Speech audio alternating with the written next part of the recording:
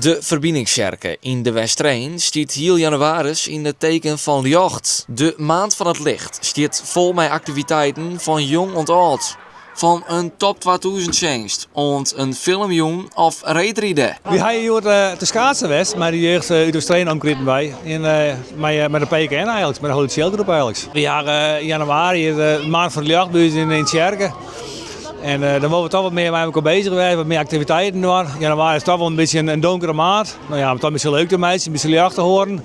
Dan gaan we organiseren met Sjerke heel veel dingen. Ja, ik ga morgen naar de zingen.